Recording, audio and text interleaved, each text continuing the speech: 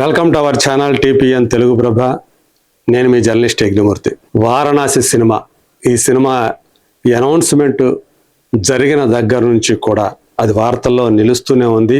తరచూ రాజమౌళి రూపొందిస్తున్నటువంటి ఈ అత్యంత భారీ బడ్జెట్ తెలుగు సినిమా, ఇప్పటి వరకు కూడా ఏ తెలుగు సినిమా 1000 కోట్ల రూపాయలకు పైగా బడ్జెట్ తోటి తయారవ్వలేదు. అలాంటిది వారణాసి ఏకంగా 1300 కోట్ల రూపాయల నుంచి 1400 కోట్ల రూపాయల మధ్య అంత భారీ బడ్జెట్ తోటి తయారవుతుంది. సో సినిమా కోసం ఎక్కువ ఖర్చు పెడుతున్నప్పటికీ రెమ్యూనరేషన్స్ కూడా ఈ సినిమాకి అదే స్థాయిలో ఉన్నాయి అని చెప్పేసి ఇవాళ దానికి సంబంధించినటువంటి ప్రచారం కూడా జోరుగా నడుస్తుంది. ప్రియాంక చోప్రా ఈ సినిమాకి ఒక గ్లోబల్ అప్పీల్ కావాలంటే, సో గ్లోబల్ లెవెల్లో పాపులారిటీ సంపాదించుకున్నటువంటి నటులు కూడా ఇందులో ఉండాలి అని చెప్పేసి తన మార్కెటింగ్ వ్యూహంలో భాగంగా హీరోయిన్ క్యారెక్టర్కి, మందాకిని అనేటువంటి హీరోయిన్ క్యారెక్టర్కి ప్రియాంక చోప్రాని రాజమౌళి ఎంపిక చేసుకున్నారు. అప్పుడు ఆమె ఈ సినిమాలోకి వచ్చింది అని చెప్పేసి ప్రకటించినప్పుడు చాలా మంది మహేష్ అభిమానులు దాన్ని వ్యతిరేకించారు. ఎందుకంటే మనకు సంబంధించి ప్రియాంక చోప్రా ఒక అవుట్ డేటెడ్ హీరోయిన్ కదా, అలాంటి ఆమెని ఏరుకోరి తీసుకొస్తున్నాడు ఏమిటి, మహేష్ పక్కన ఆమె ఎలా ఉంటుంది అనేటువంటి సందేహాలను వాళ్ళు వ్యక్తం చేశారు. కానీ కాలక్రమంలో అవన్నీ పక్కకి వెళ్ళిపోయాయి. ఇవాళ ప్రియాంక చోప్రా ఈ సినిమాకి ఒక బిగ్ అసెట్ కాబోతోంది అనేటువంటి మాట వినిపిస్తుంది. మహేష్ అభిమానులు కూడా ఆమెని యాక్సెప్ట్ చేశారు. సో ఆమెను వాళ్ళు కూడా ఇప్పుడు ప్రమోట్ చేసుకుంటూ ఉన్నారు. సో అలాంటిది మరి ఒక గ్లోబల్ ఐకాన్ గా మారినటువంటి ప్రియాంక చోప్రాకి ఈ సినిమా ద్వారా అందుతున్నటువంటి రెమ్యూనరేషన్ మైండ్ బ్లోయింగ్ అని చెప్పి చెప్పుకోవాలి. ఇప్పటి వరకు ఏ భారతీయ నటి కూడా ఈ స్థాయిలో రెమ్యూనరేషన్ తీసుకోలేదు ఒక భారతీయ సినిమా సంబంధించి.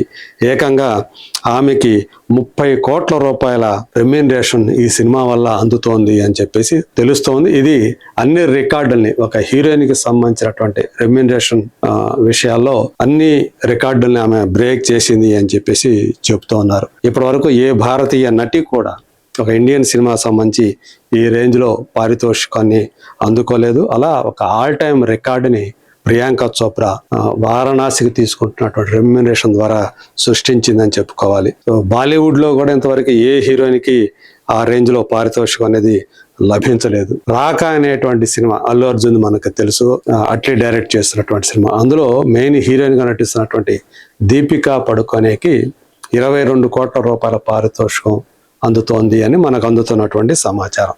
అంటే ఆమె కంటే కూడా 8 కోట్లు ఎక్కువగా ప్రియాంక చోప్రా వారణాసి ద్వారా అందుకుంటూ ఉన్నారు. ఇలా ఒక బెంచ్ మార్కుని ప్రియాంక చోప్రా క్రియేట్ చేశారని చెప్పాలి. ఇంకా మిగతా వాళ్ళు అంటే ప్రియాంక చోప్రాకి 30 కోట్లు అంటే మరి మిగతా ప్రధానమైనటువంటి ఈ సినిమాకి పనిచేస్తున్న వాళ్ళ హీరో కానీ డైరెక్టర్ కానీ వాళ్ళు ఎంత తీసుకుంటున్నారు అంటే దాదాపు ఈ సినిమా కోసం 3 ఏళ్ల సమయం కేటాయిస్తుండటం వల్ల మహేష్ కానీ అలాగే రాజమౌళి కానీ చాలా భారీ మొత్తంలో రెమ్యూనరేషన్లు కానీ లేదా వాటాలు కానీ అందుకుంటున్నారు. మహేష్ బాబు విషయానికి వస్తే 150 కోట్లు రెమ్యూనరేషన్ ఆయన ఈ సినిమా కోసం అందుకుంటున్నాడు అని చెప్పి సమాచారం. అదే కాదు, 150 కోట్ల రెమ్యూనరేషన్తో పాటు ఆయనకి లాభాల్లో వాటా కూడా ఉంది అని చెప్పి సమాచారం. అది ఎంత ఏంటి అనేది బయటకు రాకపోయినా సో ఆయన కూడా షేర్ అందుకోబోతున్నాడు ప్రాఫిట్స్ అని తెలుస్తోంది. సాధారణంగా రీసెంట్గా ఇంతకుముందు తను చేసినటువంటి సినిమాలు చూసుకుంటే గత 2-3 సినిమాలకి ఆయన 100 కోట్ల రూపాయల వరకు కూడా రెమ్యూనరేషన్ అందుకున్నాడు, ఆయనకి గిట్టుబాటు అయింది అనేటువంటి విషయం వినిపించింది.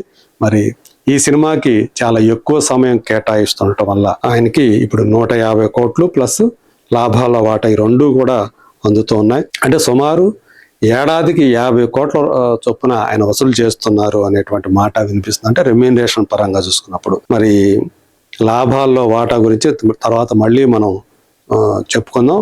ప్రస్తుతానికి ప్రాథమిక అంచనా ప్రకారం అయితే ఆయన 250 కోట్ల రూపాయల వరకు కూడా ఈ సినిమా ద్వారా లబ్ధి పొందుతున్నారు అనేటువంటి ఒక టాక్ ఇండస్ట్రీలో నడుస్తుంది. మరి ఈ సినిమాకి అన్ని తానే వ్యవహరిస్తున్నటువంటి దర్శక ధీరుడు ఎస్ఎస్ రాజమౌళికి మరి ఏ రేంజ్ లో రెమ్యూనరేషన్ కానీ ఇతరత్ర ఆయనకి వాటా లభిస్తోంది అంటే మామూలుగానే దేశంలోనే అత్యధిక రెమ్యూనరేషన్ తీసుకుంటున్నటువంటి డైరెక్టర్ గా రాజమౌళి ఇప్పటికే పేరు పొందారు. మరి అలాంటి రాజమౌళి అంటే RRR సినిమాతోటి ఆయన ఎవరికి అందనంత ఎత్తుకెత్తిగాడు రెమ్యూనరేషన్ విషయంలో. సో ఈ సినిమాకి వారణాసికి సంబంధించి ఆయన ఎలాంటి ఫిక్స్డ్ రెమ్యూనరేషన్ తీసుకోవట్లేదు అని మనకి అందుతున్నటువంటి సమాచారం. అదేంటి మరి, ఎలా ఆయనకి ఈ సినిమా సంబంధించి డబ్బు వస్తుంది అంటే, లాభాల్లో ఆయనకి భారీ వాటా అంటే ప్రాఫిట్ షేరింగ్ మోడల్లో ఆయన ఈ సినిమాకి పనిచేస్తూ ఉన్నారు.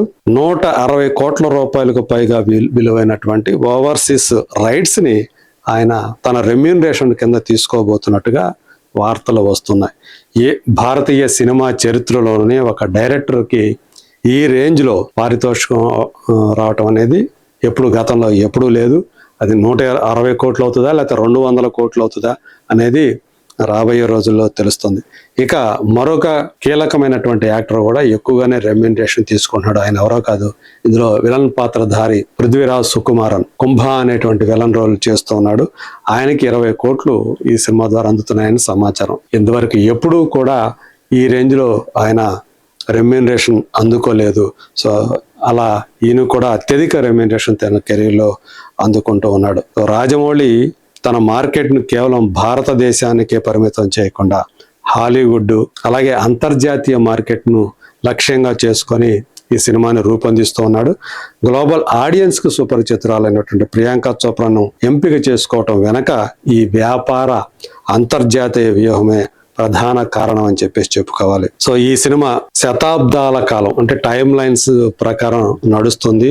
అలాగే వివిధ ఖండాల మీదుగా సాగేటువంటి ఒక యాక్షన్ అడ్వెంచర్ థ్రిల్లర్ అని మనకు తెలుసు. మహేష్ బాబు రుద్ర అనేటువంటి క్యారెక్టర్తో పాటు శ్రీరామునిగా కూడా కొద్దిసేపు కనిపించబోతున్నారు ఇందులో. మరి కథాంశంలో ఒక కీలకమైనటువంటి విషయం, ఈ కుంభ అనే తను మొత్తం కూడా శరీరం అంతా ప్యారలైజ్ అయిపోయినాడు, అంటే పక్షవాతానికి గురైపోయినటువంటి వ్యక్తిగా కనిపించబోతున్నాడు. వీల్ చైర్కే పరిమితమైనటువంటి వ్యక్తి. సో అతను ఒక సంజీవని లాంటి ఒక మూలికను సాధించే పనిని రుద్ర పాత్రకు అప్పగిస్తాడు. అంటే తను మళ్ళీ మామూలు రూపానికి దీని నుంచి అంటే వీల్ చైర్కి పరిమితం కాకుండా మామూలుగా అయిపోవడానికి ఒక నార్మల్ హ్యూమన్ బీయింగ్ గా ఎలా అయితే ఉంటాడో అలా రావటానికి ఆ మూలికను సాధించేటువంటి పనిని రుద్రకు అప్పగిస్తాడని తెలుస్తా ఉంది. సో ఆ క్రమంలోనే ఈ కథ రామాయణ కాలానికి కూడా వెనక్కి వెళుతుంది అని తెలుస్తా ఉంది. అంటే రుద్ర పాత్ర రామాయణ కాలానికి వెళ్తాడు అని సో అలా ఆ రుద్రకు సహాయపడేటువంటి క్యారెక్టర్లో కీలకమైనటువంటి క్యారెక్టర్ మందాకిని పాత్రలో ప్రియాంక చోప్రా కనిపిస్తుంది. కీరవాణి అందిస్తున్నటువంటి సంగీతం సో ఈ సినిమాకి ఒక పెద్ద ఎసెట్ కాబోతుంది. RRRకి ఎలాగైతే ఆస్కార్ అవార్డుని సాధించి పెట్టిందో ఆయన మ్యూజిక్, ఈ సినిమా కూడా అలాగే ఉండబోతోంది అని తెలుస్తోంది. సెప్టెంబర్ నుంచి ఆయన వర్క్ మొదలు కాబోతుంది. మరి ఈ ఎన్నో విశేషాలతోటి రాబోతున్నటువంటి సినిమా ఇప్పుడు రెమ్యూనరేషన్స్ కూడా చూడు ఏ స్థాయిలో ఉన్నాయో మనం చెప్పుకున్నాం. మిగతా వాళ్ళు ఇంకా అనేక మందికి రెమ్యూనరేషన్స్ భారీ స్థాయిలోనే అందుతున్నాయని సమాచారం. మరి చూద్దాం ఇలాంటి ఒక విజువల్ వండర్ ఏప్రిల్ 7, 2027 ప్రపంచవ్యాప్తంగా ఎలాంటి సంచలనాలు నమోదు చేస్తుందో. Let us wait and see.